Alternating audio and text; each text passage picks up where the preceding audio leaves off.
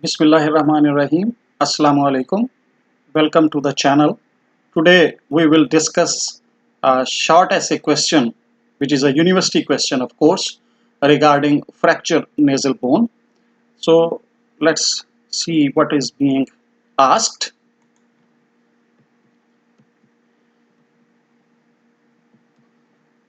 So statement was an 18 years old boy during basketball game got trauma on the nose. There was profuse bleeding at that time, which stopped after a while. Now there is swelling on the nose with black eye. And then regarding this statement, these were the questions being asked. What clinical signs will indicate fracture nasal bone? What is the most suitable time to reduce fracture nasal bone? What are the complications if fracture nasal bone is ignored? Which forceps is being used to correct fractured nasal bones? So let's try to find out the answers for these questions one by one. Before discussing the questions, just the etiological factors for fracture nasal bone, briefly I will talk about.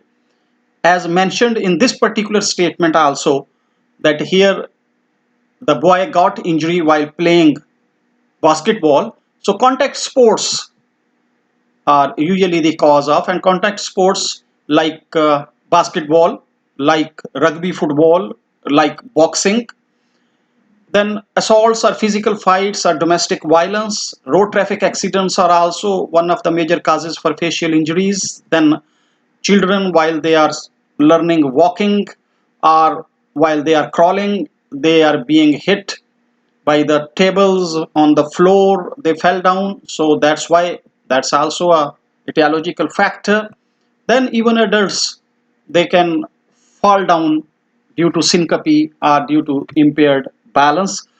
So these are the etiological factors, and this sport injury is the etiological factor in this particular statement, that is the basketball.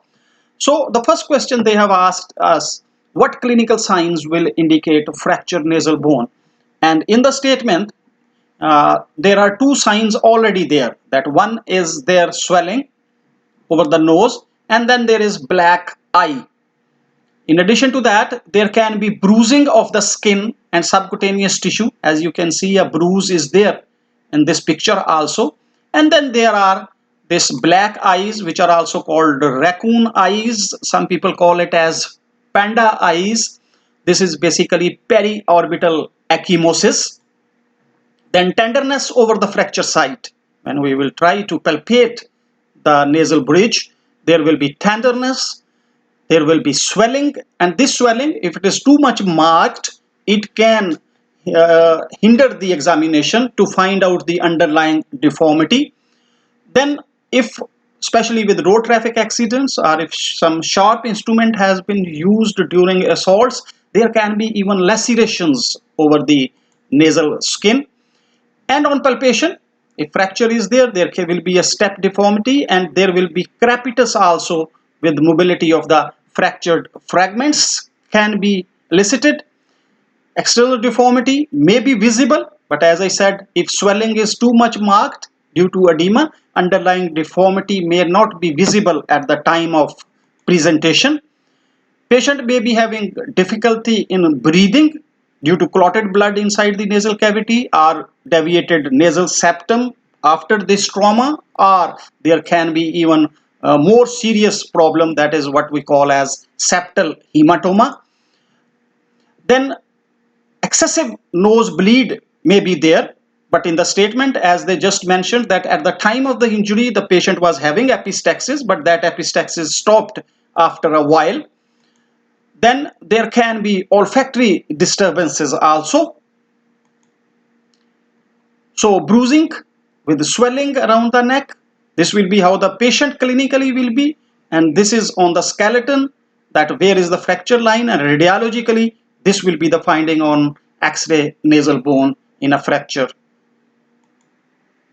So second question was, what is the most suitable time to reduce fractured nasal bone? This is very important.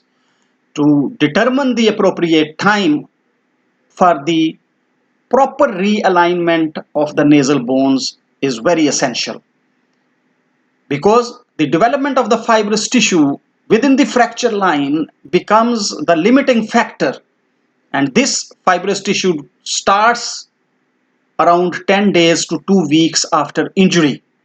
So the realignment or the best time is before starting this phase, that is before 10 days we should have gone for reduction of this fracture nasal bones.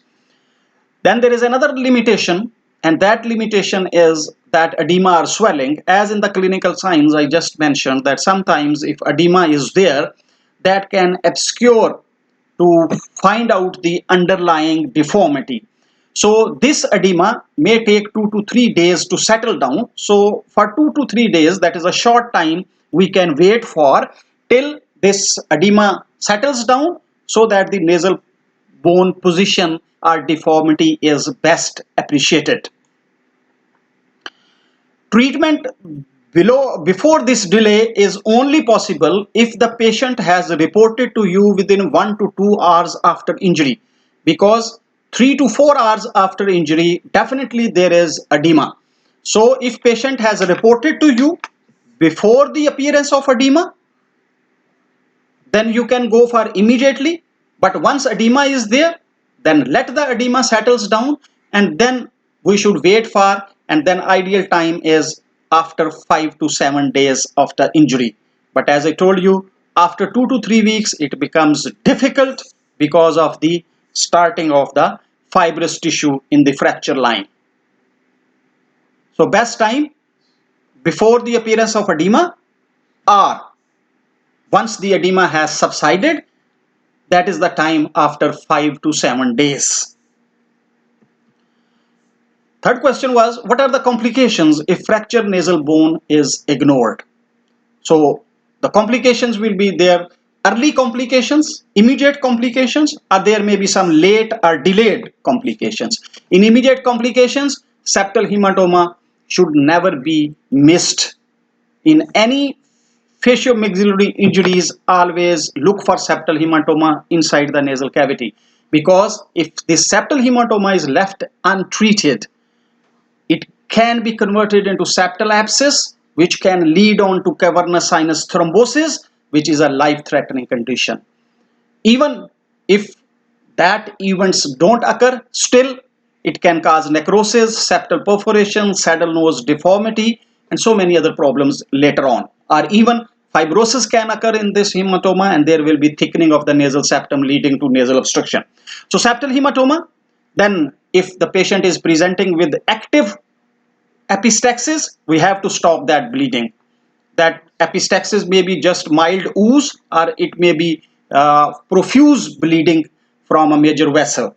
So accordingly, we have to manage the epistaxis on its own merit. Though in this particular case, at the time of presentation, there is no active bleeding, but there is history of profuse bleeding at the time of injury. Then edema, it will be there, and this edema is will not allow us to estimate the deformity underlying. Then fracture of the cribriform plate, especially in type 5 injuries, there will be a problem with the olfaction also. Then periorbital ecchymosis, bruising over the nasal skin, and even there can be blowout fracture of the orbit. Then when cribriform plate is injured, then there can be CSF leak also, and if nasolacrimal duct injury is there, then patient can present with epiphora. Now late complications, as I just mentioned, if untreated hematoma, it can lead to subpericordial fibrosis and partial nasal airway obstruction. Then nasal adhesions can form, which we call as synechia. Residual osteitis leading to saddle nose deformity or septal perforation. Then infection can be there, that is chronic rhinosinusitis, or there may be cosmetic deformity. So these are the complications. Then which forceps is being used to correct the fractured nasal bone? These are the basic instruments which are used for closed reduction of the nasal bone. And from left to right, this is what we call as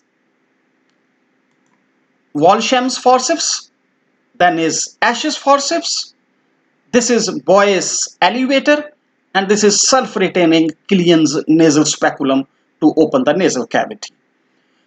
Basically, these two are the forceps which are being used. And as we know that nasal bone fractures is almost always associated with the nasal septal fractures also.